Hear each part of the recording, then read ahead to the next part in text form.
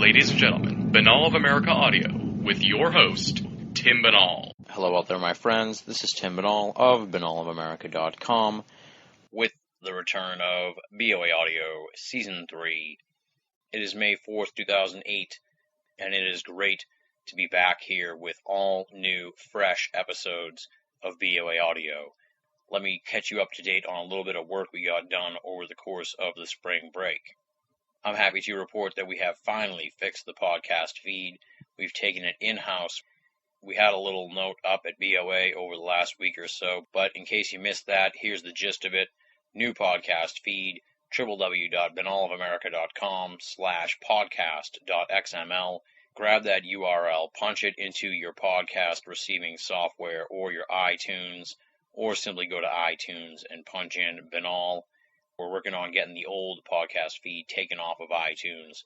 For now, there's 2 of them on there. You'll know which one's BOA because it has the newest episodes posted, and it will have the BOA logo. Subscribe to that, and you're back to being hooked up to regular BOA audio episodes as they come rolling out.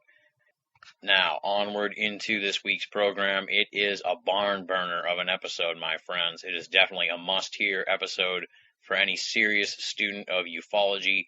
The guest is Carl Feindt of the fantastic website waterufo.net, a tremendous resource for all kinds of fascinating cases exploring the connection between UFOs and water.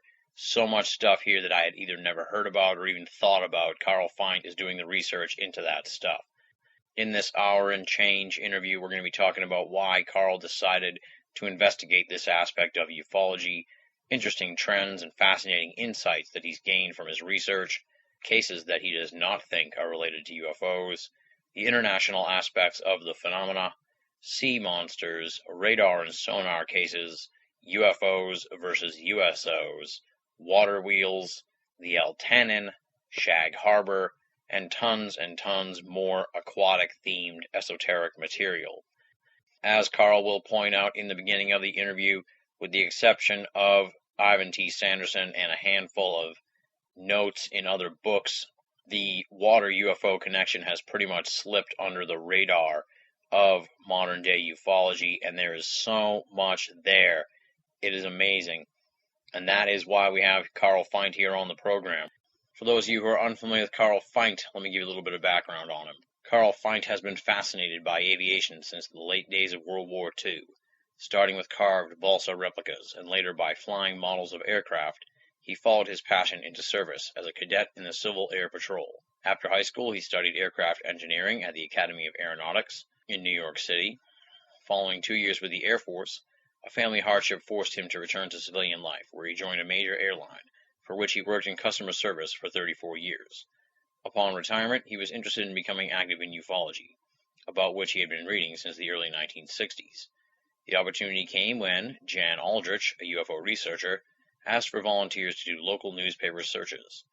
Over the course of 8 years, he studied microfilm rolls at the University of Delaware, exhaustively covering the years between 1923 and 1967. He found approximately 750 UFO-related articles, this from the second smallest state in the Union.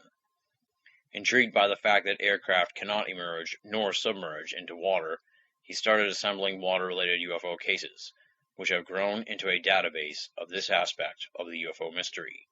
His website is www.waterufo.net. Definitely want to check this website out. You're going to be sitting there for hours just looking through these water-related UFO cases. Tremendous stuff. Without any further ado, let's rock and roll. This interview was recorded on April 21st, 2008. Carl Feindt, talking about the water UFO connection on BOA Audio Season 3. Ladies and gentlemen, welcome to another edition of Binnall of America Audio.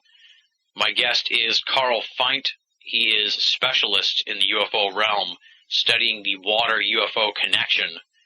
You can find his website at waterufo.net. He's done just an amazing amount of work compiling and putting together these cases of UFOs related to water, and really trying to come to some kind of conclusion about them and digging out a lot of fascinating details about the water UFO connection, or as some people like to call them, the USOs. I had the opportunity to meet him and interview him at the Mass Monster Mash / Mass UFO show back in October. and already there was a tremendous amount of buzz on just our little 15-minute interview, so I'm really looking forward to sitting down with him here today to talk in depth about the USO phenomenon and the water UFO connection. So, Carl, welcome to Binnall of America Audio. It's great to have you back here on the show. Well, thanks for having me. Let's start out, I guess, with the bio, the background. Who is Carl Feindt, and how did you get interested in the UFO phenomenon? Well, I've been interested in aviation since I was knee-high to a grasshopper type. I love aircraft, and, of course, UFOs are some kind of aircraft. And the water angle came on much later, 60s, I started reading about UFOs. And occasionally in a book, you'd run across one case that talked about water. And I said, this is unbelievable. An aircraft goes into the water, it's going to break up, sink, and everything else. These things are popping in and out of water left and right. And I just couldn't get over the fact that nobody was, jumping up and down about it. So finally, in '70, Sanderson wrote a book about it, but it was more on the idea of a civilization living under the water rather than how it does get into and out of water. So when I retired, I figured, this is where I can pick up being active, and I took it from there. There you go. And like you said, it sounds like the USO thing kind of just came and went with Ivan T. Sanderson. Why do you think it seems like the USOs have kind of fallen between the cracks of the UFO field? I really don't know. To me, of course, it's totally amazing. I took aeronautical engineering, as it says in the bio, but to me, metal bends and, you can rupture it and everything else. So to have a craft slam into the water and then pop out the other side somewhere is incredible to me. But evidently not too many people thought of it in that respect, and I can't imagine why, but it's becoming bigger now. They're doing more and more on the History Channel with, water UFOs and so forth. But the cases are far and in between, and I think that's probably the reason that it's kind of in the background. Yeah. Let's talk about waterufo.net, because this website is amazing. I mean, I was diving into it all last night and tonight, no pun intended on the dive, but it's just tremendous. It's monstrous in depth. Where did you get all these different files of UFO, USO cases? Well, as I said, my problem was the cases are spread out all over the place. They're in journals, books, newsletters, you name it. And it's like one case here, one case there. So Sanderson had 262 cases in his book, but and which I've used, as a matter of fact. But I went to the original reference. But I'm now up to 1,126 cases. Wow. Of course, I've also had a few. His book was in 1970, and this is 2008, so I've picked up cases between. But like I said, there's very few publications that had water in them. Lorenzen's book had a chapter of 10 pages.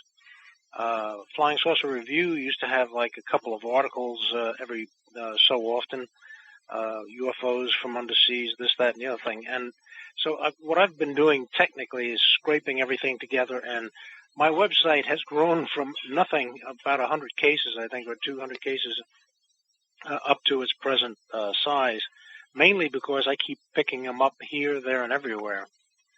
Yeah, I really got to give it to you. Just tremendous kudos on just the depth of the stuff on the website. I was just amazed by how many cases were there, and just the amount of research that you've done on the USO phenomenon. It's just amazing. Fortunately, I'm retired. There you go. I'm sure that helps. And when we were talking before we were setting up the interview and stuff, you mentioned that something about Ted Phillips and the trace cases sort of piqued your interest about the water connection to the UFOs. Can you extrapolate on that whole thing? Well, I'm a very big fan of Ted Phillips. I mean, we have too much sociology, psychology, philosophy, and ufology, and Ted's the only one who's digging in the ground to find out what the UFO does to the ground, does to the trees, et cetera, et cetera. Mm-hmm. The only thing he never tackled that I know of is water. And so I said to myself, well, Ted's not doing it, so I said maybe I can put my paws in there and see what I can come up with.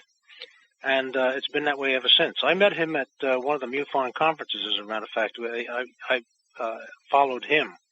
Tough act to follow, by the way. But I have a great deal of respect for him and what he does. And I was hoping that somehow water could reveal some of the things. I mean, it has to me, anyway, what the UFO actually does. Yeah, and you said that he didn't do the water element. Did you ever ask him, like, why that was the case, or did it even come up at all? No, to tell you the truth, we didn't. We sat at the table talking about every other kind of thing, you know, cars being lifted, this, that, and the other thing, but we never got into my interest of the thing.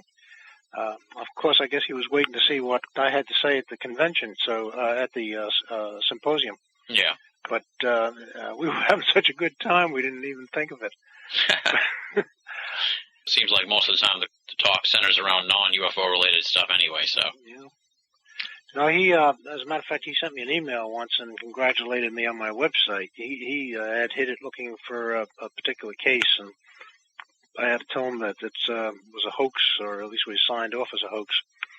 But I really respect the man's efforts, and he spends a lot of money and time on this thing as well. He's done some great work and stuff, and you're right there behind him with the stuff on USOs. I mean, it's tremendous. That website is it's awesome. It's a tool that should be used by so many researchers, and I have a feeling it is being picked up by so many people.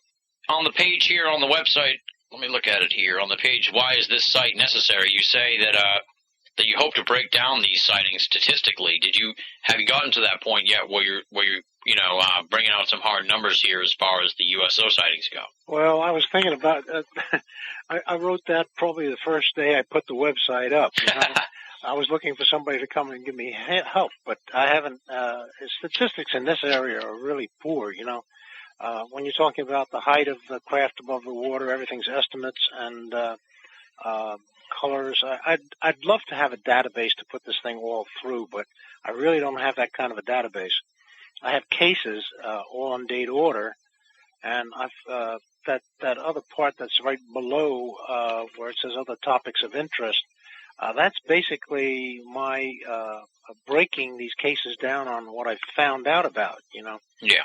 And so that's the most important part right now to me, because when you group these cases together as to what they're doing, they make more and more sense, you know, as to how the craft is reacting with the water. Physical influence on water, that third one down on the right-hand side, that one is my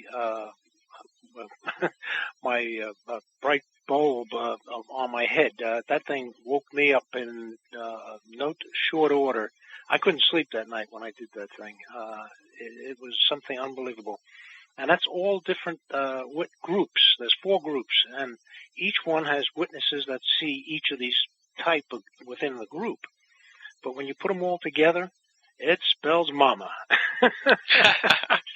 It really comes up. It's a fantastic thing, and this made me a true believer in UFOs. I've been with UFOs, like I said, since the early 60s, but this one told me, yes, they are real. There's no question of it in my mind. Well, there you go. Now let's sort of start then, I guess, with that category, because I'm hoping to go down some of these categories and talk to you about some of them. But since that one seemed to have such a profound effect on you, let's talk about that one. Okay. Tell me what you've figured out here about the physical effects on water. Okay, well, basically, the 4 groups, people see water being bulging up as the UFO comes up out of the water. I mean, they have no conception that a UFO is coming up. They just see this strange anomaly in the water, a mounding, a bubble-like thing. And then all of a sudden the UFO pops up out of it. Then we go to the second category, and that's a depression in the water. The UFOs just about, say, equal with the water, and below it there's a hole in the water or a depression. The 4th one is really only one case, but it's the right guy, right place scenario. The UFO is slightly higher yet and still close to the water, but now it's kind of the water is mounding up under it like a mountain, you know. Mm-hmm. And that's the category 4. And then category 5 is the biggest one. That's called the water spout. Now, that's water being sucked up to the UFO from the surface of the water. And the 4 different groups, it drove me nuts. I was sitting down one night, I put up yet another water case, and the problem to me was I couldn't relate one case to the other. There was no connecting influence on this thing. Yeah. So I sat down. Like I said, I was aeronautical engineering. I still got my drafting board. So I said, I'm going to make the drawing. I'm going to start from the lowest one, go up to the highest one, and see if there's anything that visually I can see, joining the 4 groups together. Mm-hmm. Well, when I finished it, it's the field surrounding the UFO. It was like a light. I can't describe it because it was so spectacular in my head. I just couldn't sleep all night long. The rotation of the field describes everything the UFO is doing. The water bulging and making a kind of a bubble on the surface is when the UFO is under. It's pushing the water up and out. When the UFO is depressing the water, it's because the field is rotating down into the water and pushing the water away. So when you're looking at it, you don't see the field. You just see the UFO and a hole in the water. Mm-hmm. But the field is actually creating that hole. The mounding is when it's above the surface. The field is returning into the UFO from into the bottom, and what's doing is dragging the water with it. And it's kind of a suction because of the rapid motion of the field. And then, of course, the water spout is the final part of it. It's just that it's up higher, still got this suction or vortex under it, and it appears to be sucking water into the UFO, which it isn't. That's a byproduct. It's like prop wash. Yeah, and you have an excellent drawing here on that page at waterufo.net. When they go down to physical influences of a UFO on water, there's a tremendous graphic here kind of describing what you're saying. Kind of can think of it as a sideways 8. Being the field, rotating one side going clockwise, the other side going counterclockwise, and the middle being sort of like the center of the UFO. Right. And that thus creates sort of a circular thing going on around the UFO, the field, if you will. Yeah. That's the actual picture that I drew. Oh, nice. I scanned that and pasted it in there, so that's the actual picture that I drew. Yeah, I highly recommend people check that out because that'll really give them an idea of what we're trying to convey here. Now, as far as that's sort of like the physical effect on the water, have there been any sort of studies as far as, I guess you could say, trace cases, if you will, on the water, any ill effects that have become onto the water as a result of the UFO being in there? Well, I have another paper that I haven't published yet on the web. I'm going to hold it off for the book. It's called Heat and Water UFOs, and there's heat in various categories, which, again, is on that home page under in the rain, in the snow, through the ice. All of those have to do with the field, which is extremely hot. And I think you're familiar with the Cash Landrum case. Mm-hmm. And needless to say, that melted the asphalt on the highway, and when Betty tried to get back into the car, the handle of the car was so hot she burned herself. She had to use a coat as an insulator. So needless to say, this field is extremely hot, and that's a trace. That's a trace. And it creates steam and water, causes bubbling, and all of these are different traces that show that field, that rotating field, is hot. Of course, now I'm also getting to the point where I get the UFO making ice, which is kind of difficult to describe. I have no pictures of it on the web right now. But I'm going to get into that as well. Like literally going into the water and somehow creating an ice situation? Well, not going into the water. That field that rotates around a UFO, they can reverse the field. I've proven that in the abduction cases. And they can also turn it off. Now, if they turn the field off, you've got the opposite situation. It's no longer hot. It's actually ice cold. And I believe it's due to something close to absolute zero. Yeah. That's 459 degrees below zero. Yeah. And so any event, this cold mass of air is circulating over the water, and it can freeze water because of that. Interesting. Yeah. And then one of the big categories you have here, aircraft carriers and other large ships. It sounds like that's where you get a lot of the reports, probably because with some of these ships, you have so many people on board that you get a lot of good sightings and corroborating reports and stuff like that. Would you say that's one of the more predominant areas of USO sightings? Really not. Wow. I hate to destroy you, but the reason I put that up is because there were so many aircraft carriers coming in on various levels. The sonar, radar, and then I only have one case where I was seen going into or coming out of the water. But I have a lot of big ships in there besides aircraft carriers. I've got a battleship in World War II that fired on UFOs, and a destroyer, too. Huh. Interesting. Yeah, that's the 1942 and the 1945 cases. But I put that in because I have another category called up close and personal. Mm-hmm. I have a lot of reports that don't actually alter water in any way, shape, or form, but it's ships on water, and they're seeing various things like the UFOs in the air. Yeah. And it does various things. It emanates heat and whatever have you. And you don't want to throw these reports away because they're good reports. So anyway, that's my kind of a not a trash can, but a holding cell, you might say, for reports that don't fit my water category.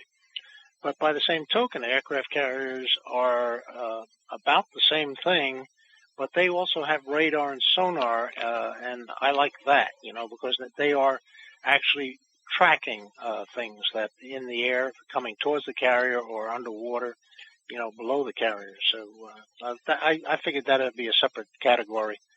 And I've gotten a couple of responses from that through my website. What kind of cases do you have in that regard as far as USOs being picked up on sonar or radar?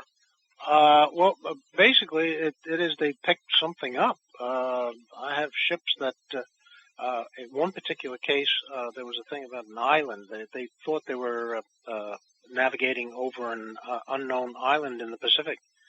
And the problem was the island started moving and going down deep. Whoa. And they're picking this up on the sonar. And needless to say, islands don't do that. But they were en route to some other port, and while they were tracking, they said, well, we got this thing here, it's not on our chart, so we'll put it down. Well, needless to say, that's a true USO. That's an unidentified submerged object. But there's a lot of radar cases. There's one particular one, I can't think of it, which it is offhand, but there's one where a guy was talking about them picking it up on radar and then watching it zoom down towards the water. Well, of course, you lose radar contact at that point. Yeah. And then immediately sonar picked it up. And they said it was zigzagging down as it was going down. It was zigzagging underwater. So, I mean, some kind of control was on the craft as it manipulated underwater. That's interesting. That's a true USO, I guess you could say, huh? Oh, yeah. And then another subject here that I found interesting, death in the water. Oh, dead in the water. Yeah, that is very interesting. Talk about some of these cases in the dead in the water section, and you make a great point here for future ufologists. It says to have the specimens analyzed. Right. Well, there's only one case in all of those. Well, there's probably 12, I guess. I don't know how many there actually are. But the main thing is only one case actually took the fish to a laboratory to be examined. Mm-hmm. And the conclusion was that it was a concussion type thing where it had ruptured organs. It might be true, but by the same token, I think it's the field really. It's either electrocuting them or radiating the fish or something. But you don't have in any of those cases a means of death. And almost all those cases are fish.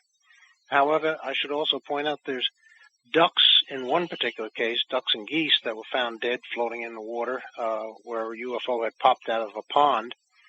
And another one with two dead professional divers. Oh, wow. Yeah, so, there's a lot of interesting...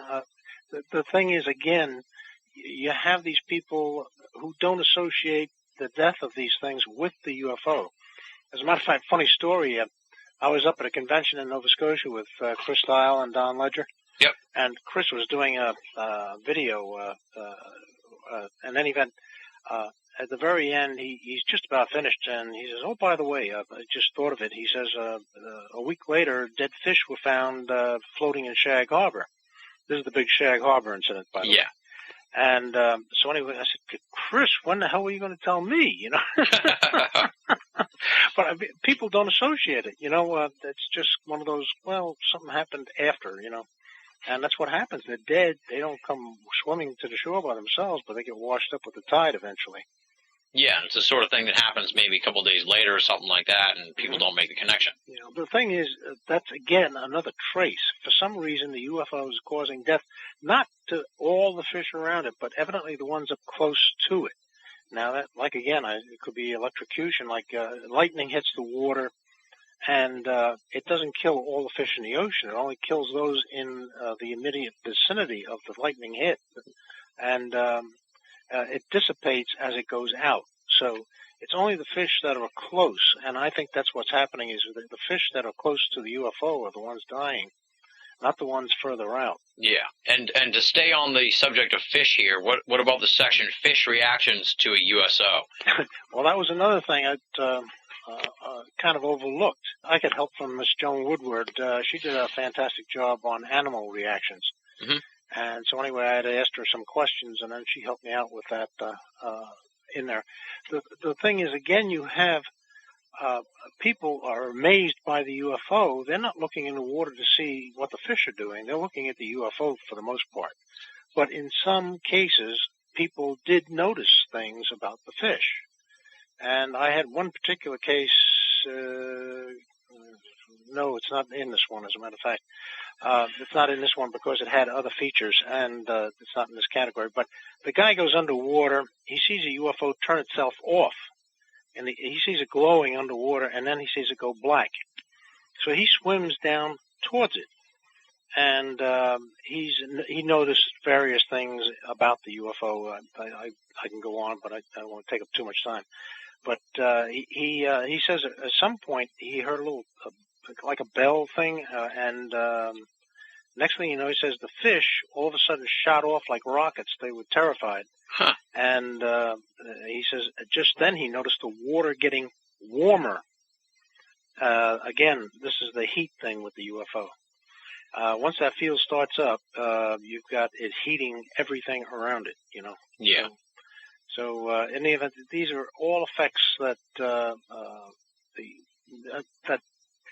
these fish kind of sense something. It's either danger, sound, or who knows what. But we don't know enough, and I've just tried to pinpoint the various aspects of what's in all these stories. You know, the trouble is, it's not everything is in the same story. You get one story emphasizes this, another story emphasizes something else.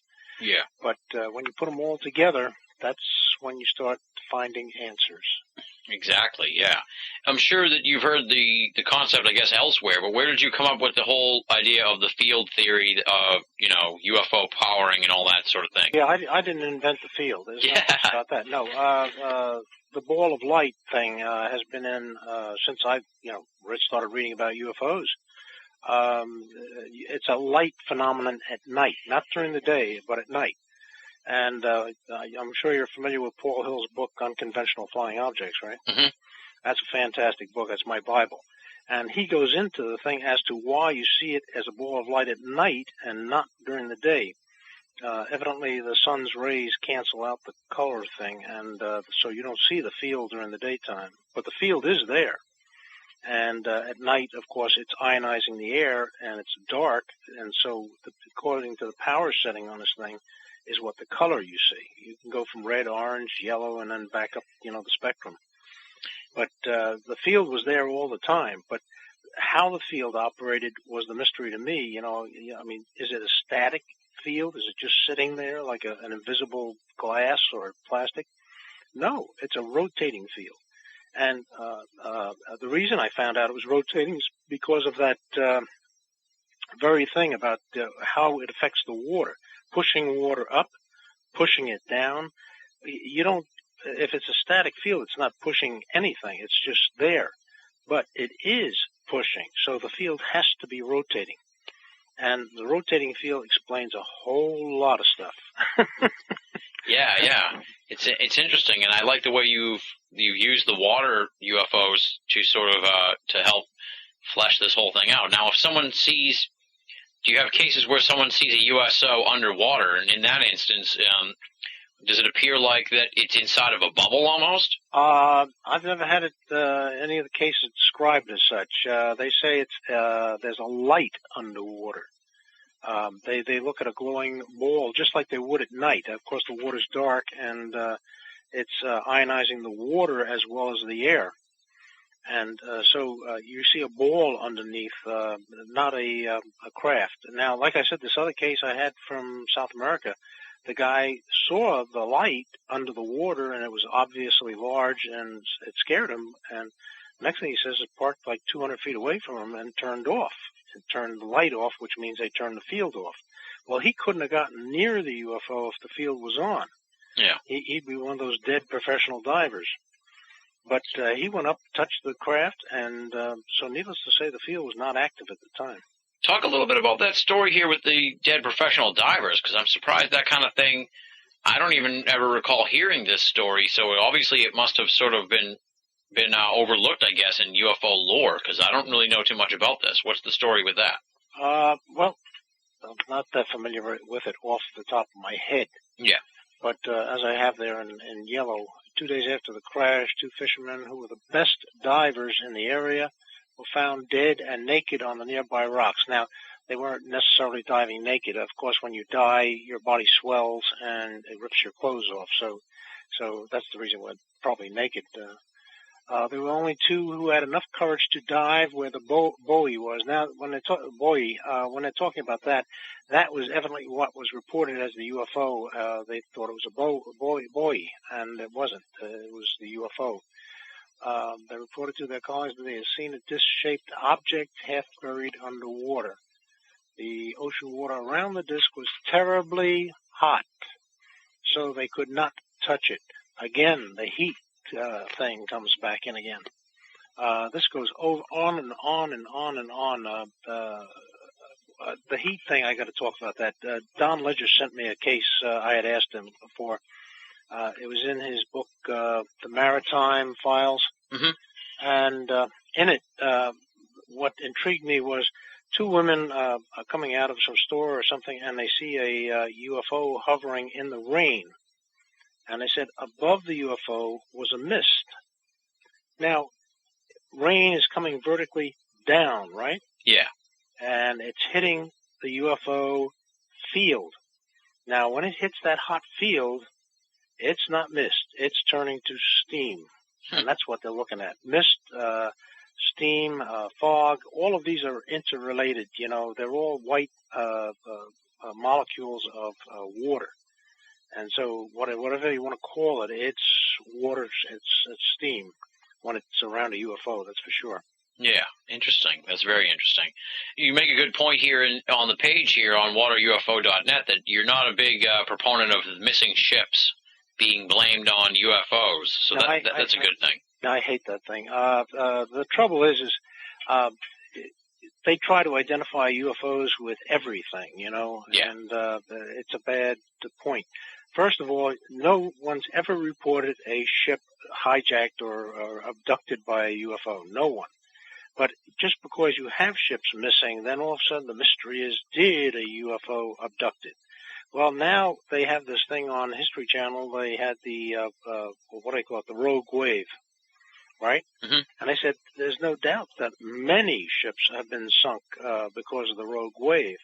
I also have a thing where a commander of a ship way back when said that due to his knowledge of meteor hitting the ocean and very close to one particular ship, it was covered in the New York Times, as a matter of fact, he says there's no doubt that some of these ships had no warning and suddenly were struck by a meteor and sank immediately. So you've got multiple reasons for ships going missing. It kind of scares you to go on an ocean liner nowadays. But not a UFO. I mean, you got to have some place to store the dang ship. And, yeah. You know, it's an unstable thing outside of water. So Why would they want to take one on board a saucer? I have no conception of that. Don't like it at all. There you go, yeah. Well, I'm glad we debunked that whole thing. You sound like you're a little puzzled here on the section through the ice, because in some instances the USO or UFO will go in through the ice over a body of water, and some instances it'll be, circular, and other times it'll be all smashed up. So what do you make of the ice factor, I guess you could say, with the USOs? Okay, well, the UFO field is very hot, as I said. So now when this thing descends vertically to the ice, the field is touching the ice and instantly melting it. So you have a clean hole in the water. But there are several cases in that group where the UFO is actually shooting down across the shoreline and then into the ice from there. Well, now the field is not vertically above the ice. It's pushing its way through the ice. So you've got kinetic energy as well. Mm-hmm. I'm sure some of the ice is melted, but the force of the impact is what's breaking up the ice. And then I guess to stay on the cold part, what do you have here on USOs in the snow, the connection with the snow? Well, again, it's the melting. This all comes under my heat category because snow is, of course, a different form of water, so as is ice. So it's just yet one more category where you can take a trace from the UFO. I think some of them in the snow is nothing more than knocking snow off branches. And again, this is not the UFO that's knocking the branches; it's the field that's knocking the branches. Yeah. So, but basically, what you have is a hole in the snow where the field is. And one of my friends had said, "Well, Carl, it could be compression. The UFO lands on it, and next thing it compresses the snow, which would cause the snow to melt." But the UFOs don't land flat on their craft. They usually put landing gears down. And what you have is not just a tripod landing gear impression. What you have is a 30-foot circle. Yeah. That means the entire field is melting the snow.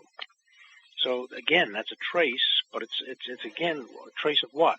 The only thing that can explain it is the field. The field is hot, it melts the snow, and bang, that's what you got. And in many cases, it not only melts the snow, but it evaporates the water and causes a singeing of leaves and things underneath it. Oh, wow. So, I mean, you're talking about a very, very hot field. Yeah. Is there any situations with, like, I guess you could say, like, snow circles, crop circle type situation with snow? Do you know anything about that? There was one where snow swirled. I know that. But that's due to the vortex under the UFO. That vortex is the same thing that does the sucking up of water, making a waterspout. Mm-hmm. Well, this is the same thing that lifts cars up on the road. There's a lot of cases where somebody says, we lost control of the car. The steering wheel, we could turn it any direction, but the car kept going straight ahead. We hit the brakes and nothing happened. This is all because the car is actually maybe, it could be a half-inch, quarter-inch, could be a foot, off the road. You lose you can hit the gas pedal, but you're not going anywhere. Yeah. Well, that's because the craft is physically lifting the UFO, not intentionally necessarily. It passes over the car, and it's the vortex under the UFO that's doing the lifting. I got one case, the Falcon Lake one, where the guy got the radiation burns. Mm-hmm. And in that particular case, they said it was sucking up leaves, grass, and dirt. And the rock surface was clean in a 15-foot circle. So this vortex does a lot of damage, but not intentionally. Like I said, it's like prop wash. You get stuff blowing across the field because of the prop wash.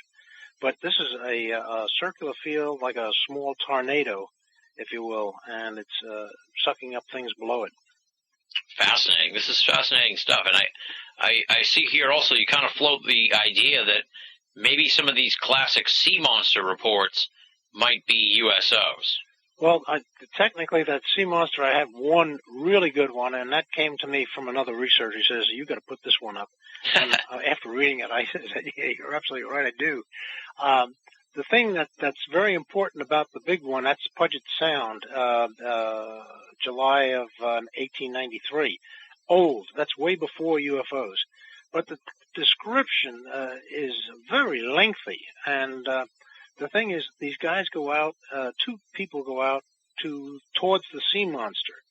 And next thing you know, they're shocked, electrically shocked. Huh. Now, they're talking about the sea monster having 8 eyes. I don't know of anything that's 150 feet long, has 8 eyes, and can electrocute somebody. Fortunately, these people didn't die. They were shocked, but they were knocked out. They weren't electrocuted. They weren't killed. But the thing is, 8 eyes could be windows in the UFO. Yeah. Rather than eyes. And again, 150 feet is the length of this thing. That's, I don't know if, any particular sea monster that, fits that category. But it was a beautiful, I had to insert all my little comments in there in a different color so that people knew it was me and not the story. But it was a very long story on that particular sea monster. Yeah, I think I recall reading that one. It was a really enjoyable piece there. You must know a lot of ocean songs. I do. Here's a CDT my mother taught me. Love, exciting and new. Come aboard. We're expecting ya. And love, life's sweetest reward. Let it flow. You're listening to Binnall of America Audio. It flows back to you, the love boat, and we'll be making another run.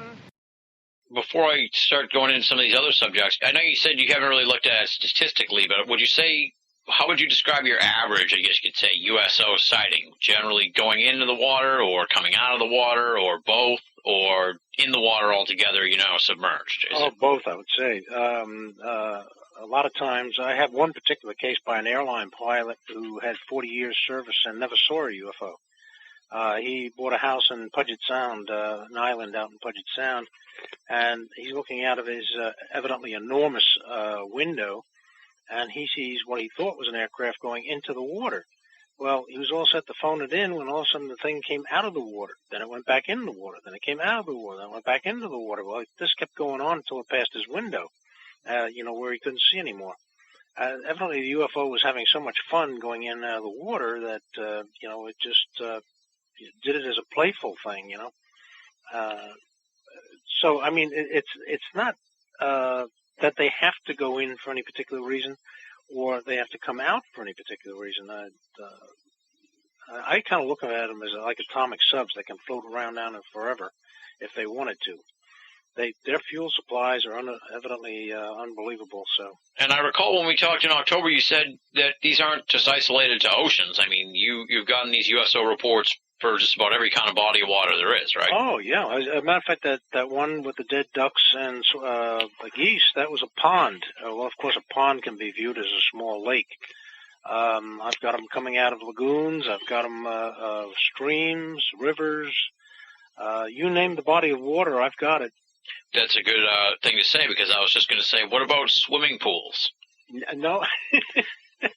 I don't think I have a single swimming pool around. There's been a couple of things I'm kind of nervous about. I really don't like swimming pools. A swimming pool is not 30 feet, and most UFOs are in that category, scout ships. Yeah. I have seen them as small as 10 feet across.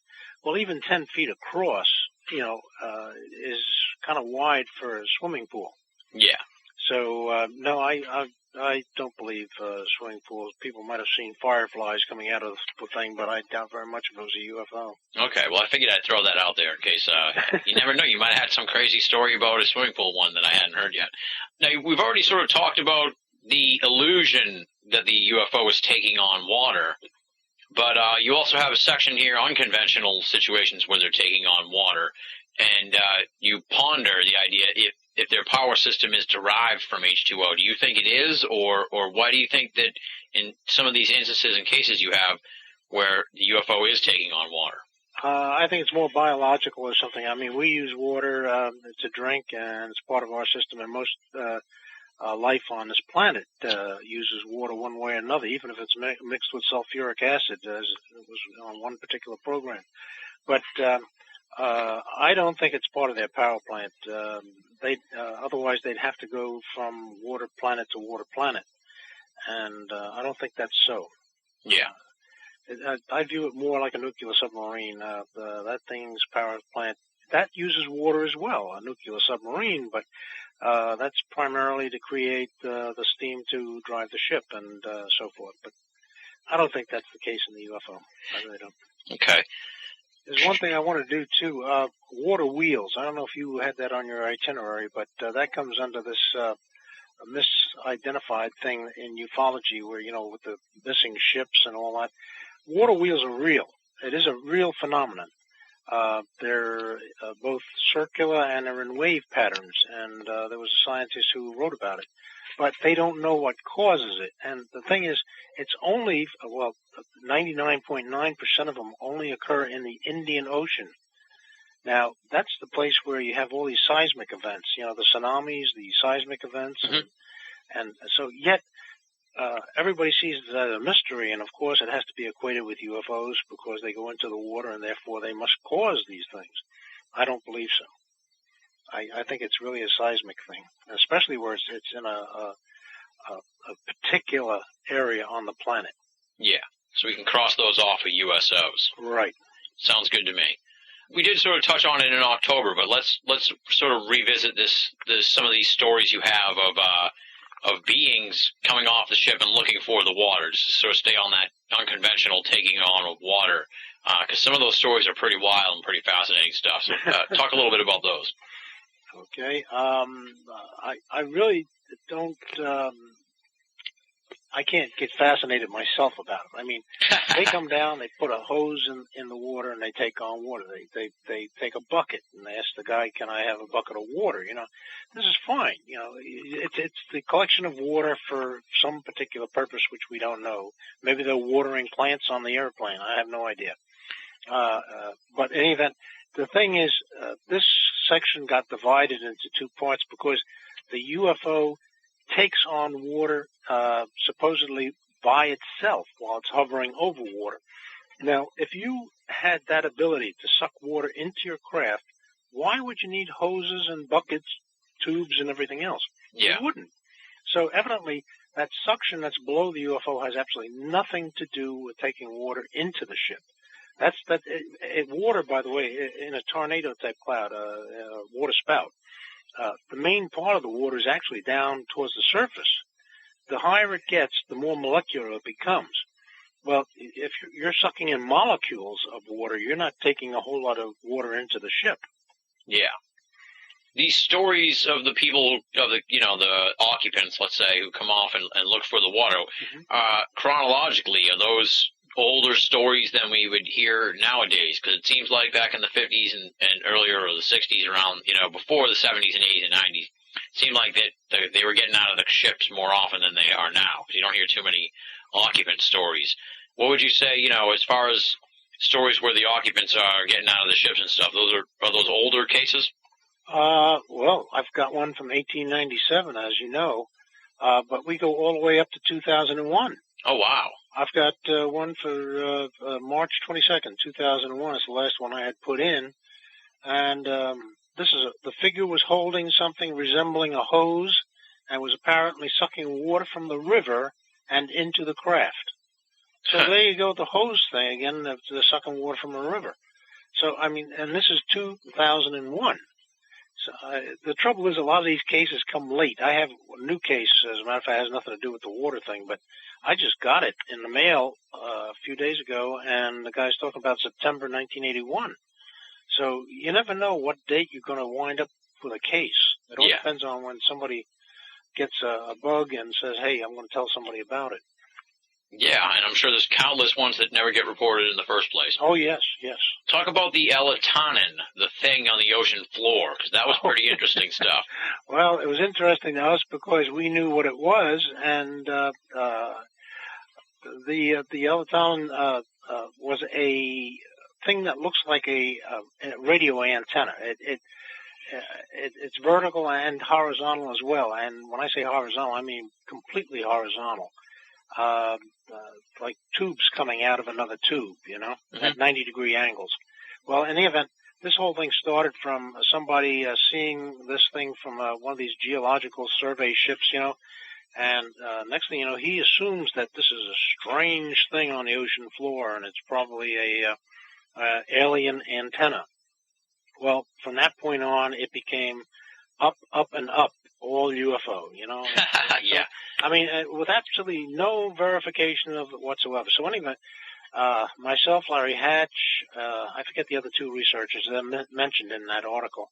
They finally found that it is well known in biology, this particular thing that grows on the ocean floor. It's known. They had pictures of it in a book showing it both wet and in its normal condition, and when it was dried, a little dried and kind of shabby and hanging down and all. But in any event, Larry Hatch was one of the researchers on this thing, and he was the only one who had a website to put it up on. So at the time, and so Larry was collecting all the data that four of us could put together, and Larry was getting death threats. Said, crazy guy, you're lying through your teeth, because they wanted to believe so hard that this thing was really a UFO thing. Yeah. And it's not. It's a natural growth. Yeah, that's par for the course in the UFO world, it seems. Well, it's scary when somebody starts doing it and then other people latch onto it like it's some kind of religion, and it's wrong. It's wrong. We can't maintain our dignity in ufology if we adopt all these strange things. We got to knock those out as well. Yeah, exactly.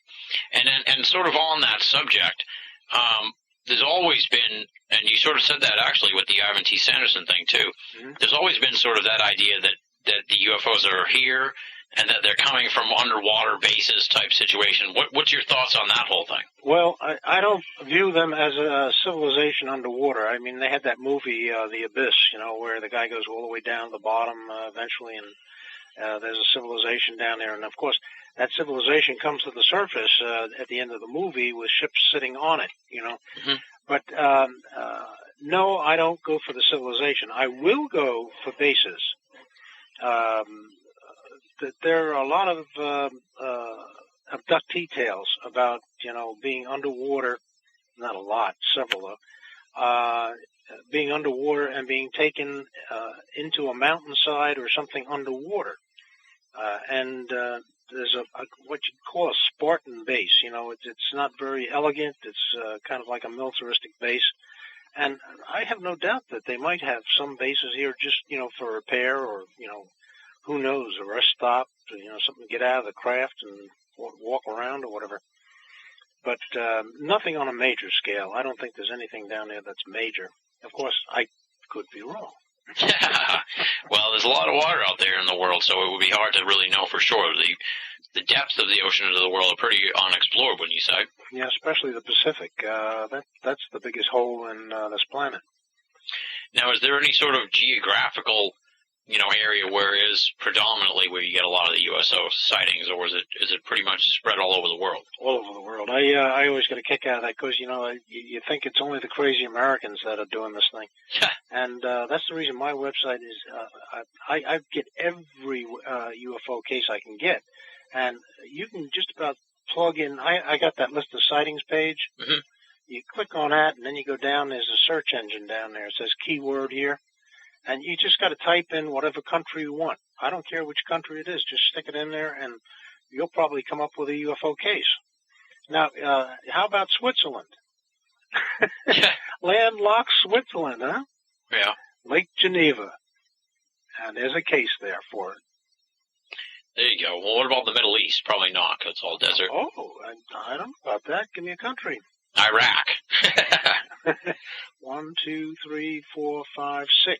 Wow. So you get 6 cases just in Iraq. That's amazing. Persian Gulf, Persian Gulf, Persian Gulf, past the Strait of Hormuz towards India, unknown position in the Persian Gulf off Mina al-Hamani, Kuwait. So, bingo. You can't go wrong. You plug the name into the search engine, and you can come up with your country. Yeah, like I said, I got to give you props not just for the depth of stuff on the website, but the easy navigation of the website too. It's really tremendous as far as doing that sort of cross-reference type stuff. This thing came up from ground zero, and as I worked with it, you keep saying, well, this is wrong, and you change things as you go. So it's worked into a pretty good system of knowledge finding, and like that other page with the other things of interest, that grew slowly. That only had like one or two things on it, but now I'm, as you can see, I got a whole lot of stuff in there. Yeah. The abductees in water, by the way, is a very interesting thing by itself as well. And it proves that the field does hold water off, because these guys are underwater and they're looking through the windshield. They said the water never touched the windshield. Yeah, that's kind of what I was talking about the bubble idea, actually, earlier when I asked you if it looked like a bubble. So maybe if you're on the inside, it does look like you're on the inside of a bubble. Oh, yeah. As a matter of fact, two abductees called it a tunnel, and one abductee called it a tube.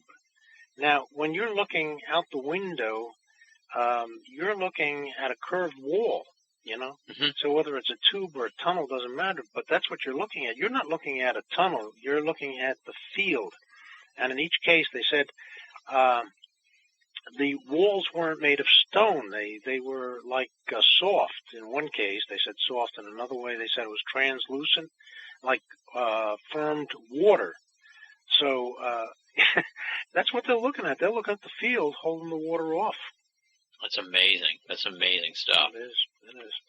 And, of course, there's always the argument that, is thrown at the UFOs that these could be government craft and it's test craft, that kind of thing.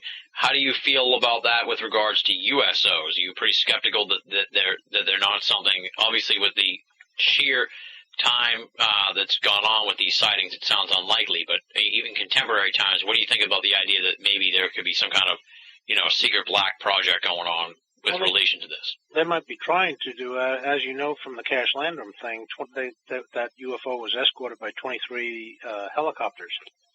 So needless to say, they're developing something.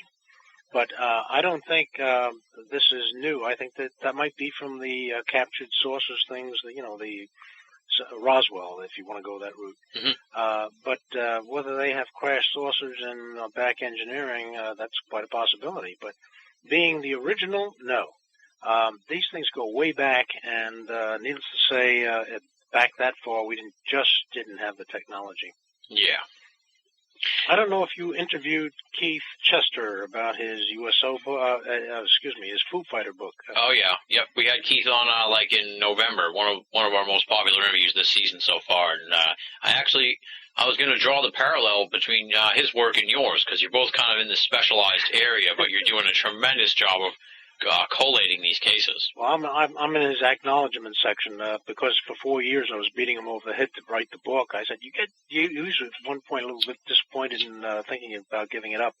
And I said, you got an inside track. I said, we need that information. And one of the things that I was going to bring up is, when you're talking about old cases, whenever we talk about Roswell, it happened in 47. Of course, 47 was the beginning of ufology. However, the military knew about UFOs in World War II. Mm-hmm. So when they heard the word of a crash saucer, needless to say, they reacted quickly to cover it up and get it. So it's not like this was a sudden surprise, because they wouldn't have known what the hell to do. But they were prepared for it because of the stuff that happened during World War II. Yeah, exactly, yeah. There's a timeline is starting to emerge as we get further into researching the history of the UFO phenomenon and the history of what they knew, it seems. Exactly. One of the last things of the categories I wanted to ask you about here was beams of light into water, because that sounds pretty interesting and different from some of the other stuff we've talked about so far. Yeah, well, it is very interesting. It's not the only. They don't only put a beam of light into water. I'm sure you know about the Rendlesham thing in England. The colonel had a beam of light fall right at his feet, and so it's not unusual. But why are they putting it into water? Now, they could be using possibly the light as a communication with another craft that's underwater. I only have one case in that whole group where somebody said they thought they saw a fish in the beam being, brought up. So again, you have that kind of an abductee beam, that's beamed down, and they're beaming something up into the ship. But all the other cases, all I have is it is a beam of light into the water, and you got to wonder what they find so interesting that they have to put a beam of light into the water for. So that's kind of one of those unsolved things, but it is part of ufology. Mm-hmm. Now, as a side thing here, I'm going to be talking to Bill Chalker soon, and I see you have the thing here on water nest. You're going to be talking to Chalker tonight. Oh, fantastic! That was a fantastic thing. It's 26 pages long. That whole thing, and it's an excellent study of what happened. And again, what you have is that vortex under the UFO. Creating the water spout, kind of. It didn't actually, by that time he saw it was above the tree line and zooming away. But what he did say was the water was going around in a circle, and that the reeds had been pulled out. That's because of the force of the vacuum of the vortex, and it finally came to the surface later on in the day. So here's the only one where a UFO is actually seen leaving the site of a created crop circle. So, yes, this is a very important one to me because, again, it proves the vortex under the UFO. Yeah, exactly. By looking at all these water UFO cases, we can sort of learn a lot about what's going on. You've already sort of talked about the field theory, but what other sort of stuff have you gleaned from the vast number of USO cases that you've looked at? Well, it's primarily the heat, for one. Again, the field through the eyes of the witness, the UFO abductees, they're looking out windows from inside the craft at the field. So again, you have confirmation of that field. So I know what the field is. I know that there is a field. I know how it rotates. I know from, again, Unconventional Flying Objects, the book, that it moves molecules of air so fast that you never get the shock wave buildup, the compression in front of the craft. Yeah. And exactly what it's doing with air is what it's doing with water. As soon as it encounters water, it's moving it to the back. And that's the reason these things can enter water, and it says it barely created a ripple on the surface of the water.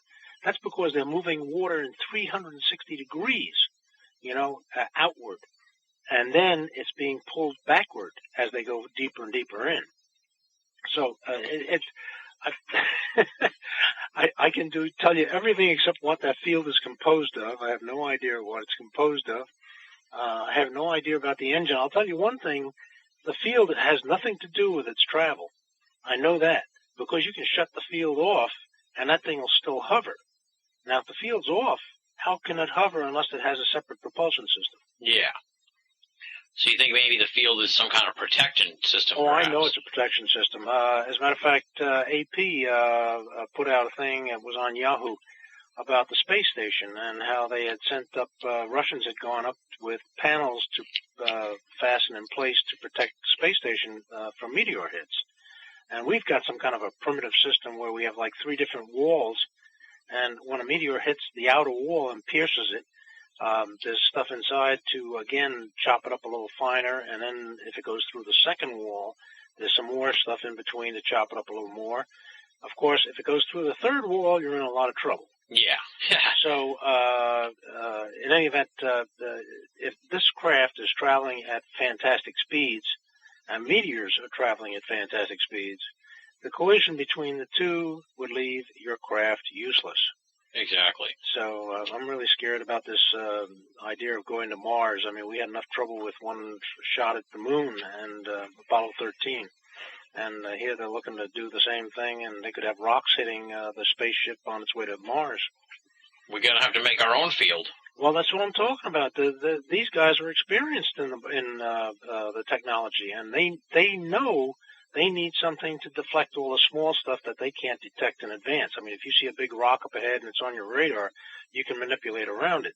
But if you have the small stuff hitting it, it's just as deadly. It's like bullets instead of a cannon shell.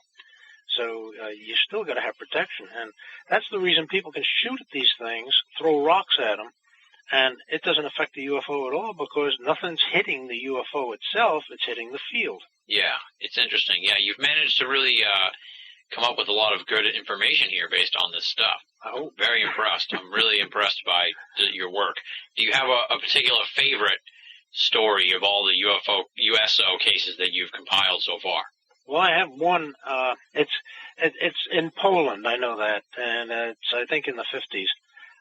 The guy gives a description. He's walking along the beach. He's about to go home. It's the end of his vacation, and next thing he sees this bulging in the water way off, about 1,000 feet out. And next thing he sees a depression underneath it, and then he sees the sucking and gurgling of the water. He's got everything in one case. Now, all the other cases I have, it usually has one aspect of this thing. He had all three in one case. Huh. So I said, this was fantastic. And, of course, when you're talking about favorite cases, you'd think that I'd love Shag Harbor. You'd think that. Uh-oh. Actually, I do. I mean, it's a fantastically documented. I talked to Chris Stiles. He says he's got a 4-drawer file cabinet filled with U.S. and Canadian documents on the make-believe UFO Shag Harbor thing. The government's wasting a whole lot of paper saying, no, they don't exist, and yet Chris has 4 drawers of government documents on this thing. But for me, it doesn't do a darn thing. It goes into the water, it comes out of the water, and that's about it.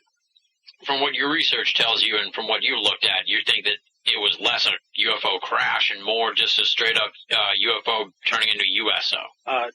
First of all, a UFO and a USO is Same exactly thing, the same thing. I hate that when they use a different acronym because underwater it's a UFO. I mean, if it was a fish and you didn't know what it was, okay, then it's an unidentified submerged object or whatever.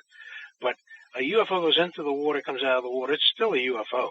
Okay, so you prefer UFO straight up and not USO? Straight up. That's the reason I named the site Water UFO instead of USO or something like that.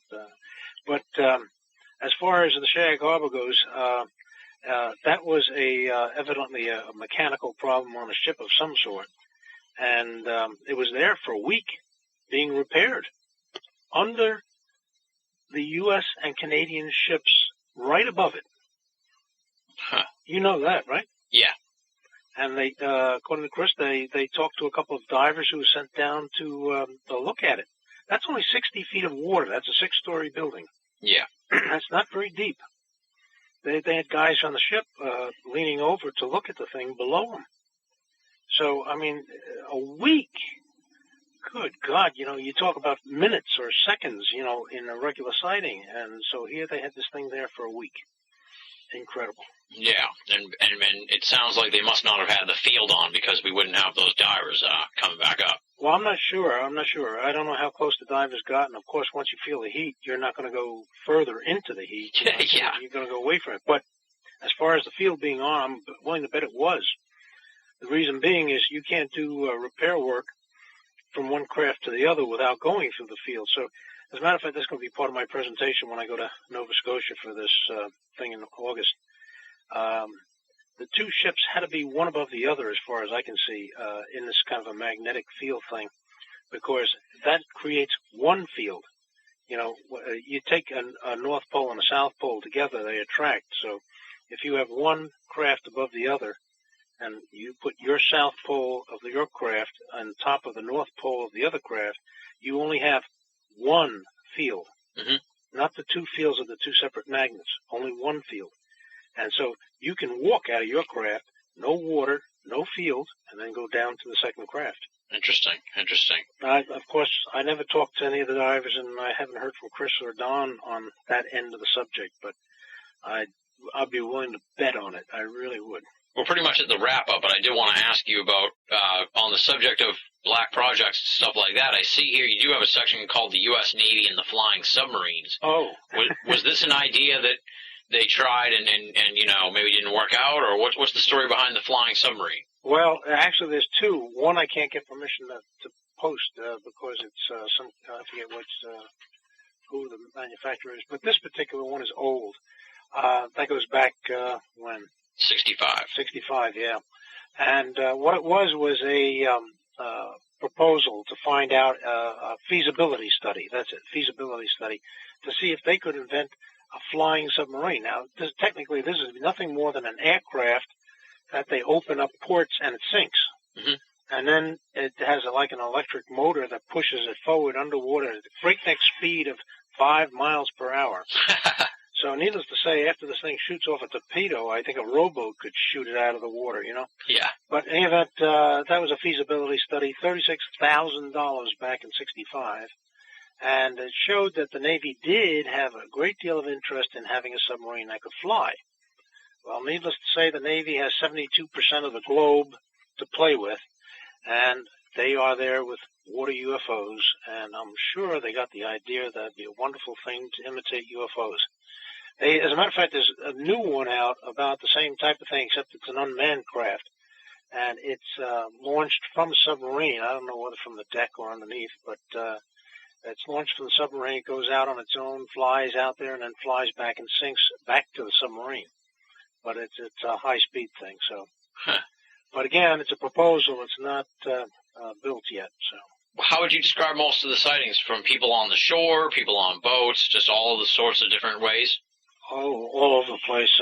Mostly shore, I would say, because be the shore of a river, shore of a lake, or whatever have you. But besides oceans, boats, you also have aircraft. I have one case that's a very big case that the guys saw lights on the water, and they said, hey, there's a town down there. We must be off on our navigation. It turned out they weren't off on their navigation, and they couldn't explain the lights. It was just too large for fishing boats. Well, next thing, the lights were up at their wingtip. Wow. So needless to say, they get from the water surface up to the air very quickly. So, yes, there's anywhere there's eyeballs, you can see the UFO. And the UFO is usually described as like a light of some kind, right? Not just a solid sort of craft? Well, light at night. Yeah. At night, because again, the ionized field causes it to look like a ball of light. Mm-hmm. And that's what they saw on the surface of the water at night, was the lights. But in the daytime, the sunshine, the sun's rays filter out the colors, and all you see is the craft. The field is still there, but it filters out the colors. Okay. You don't see a ball of light, you see the craft. So like a nighttime sighting of one of these would just be like a ball of light going into the water and then coming out of the water, but be in the water too. Correct. Mm-hmm. Okay. Do you have a lot of like daytime sightings then, where they actually see the craft, like a craft go in? Oh yeah. Mm-hmm. Okay. Yeah, no, it works both ways. The only thing is you got to realize what the field is doing at what time of day, and that's the beauty of the whole picture. See, the advantage of water is that I'm watching a different medium. If you're dealing only with UFOs in the air, you're looking at an invisible thing to start with, air. Water has color and texture and various other things, but this all is visible when the UFO affects it. It's not visible in a regular atmosphere. Yeah, so it gives us a fantastic opportunity to study the UFOs. Exactly. Mm-hmm. What's coming up next for you, Carl? Are Keith and I going to have to get on your case here to get your book out? I'm afraid so. I'm still collecting cases, and every time I put one up, it's kind of a day's shot. And I am working on it. I have 6-7 chapters written. Oh, nice. And it'll explain all the stuff about the heat, the field, and everything else. And it has diagrams in each case. But there's a lot of other things I wanted to incorporate in the book. One, I just picked up secrecy, as a matter of fact. If you go through the aircraft carrier cases, that catalog you like, yeah. I'm in the process of changing a lot of the text, some of the text in it, to show a maroon coloring, highlighting. Mm-hmm. And that maroon highlighting specifies, I was told not to say a word about it. or, it's a top secret thing. In any case, there's 24 cases I have where the people are being told on the ship not to talk about it by their commanding officers. So again, the secrecy thing is not only on land, not with the Air Force, but it's Navy as well. Wow.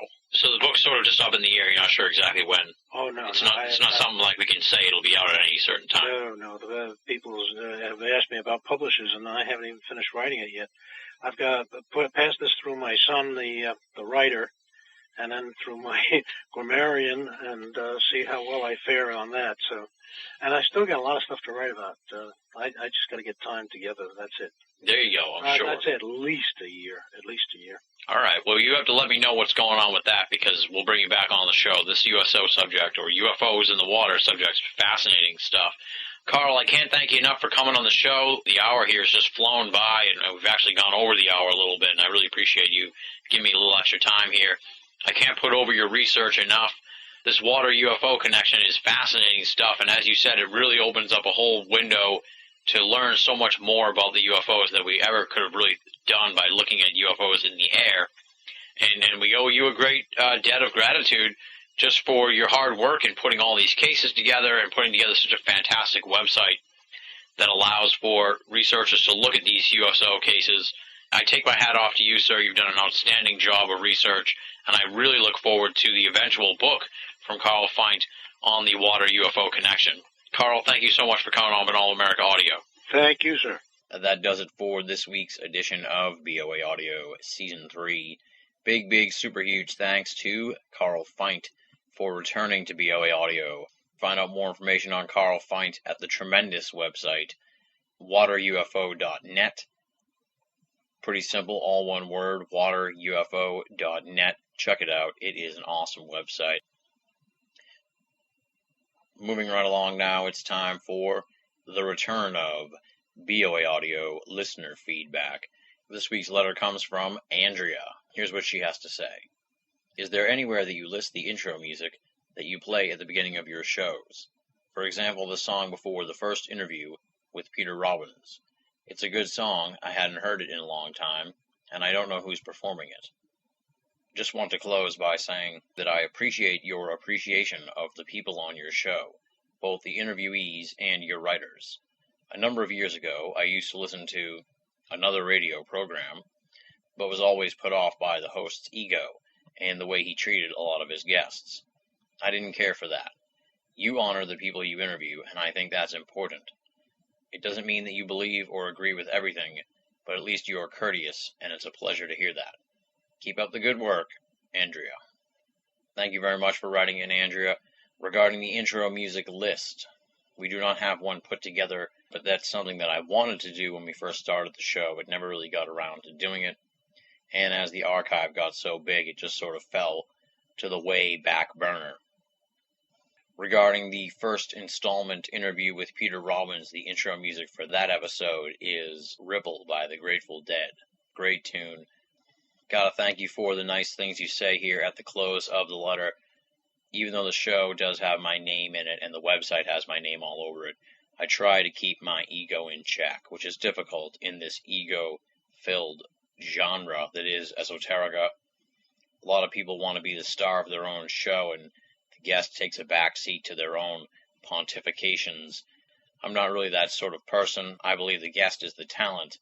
I'm just the facilitator to get their talent over, and I believe it's always important to treat the guests with respect, whether you believe in their stuff or not.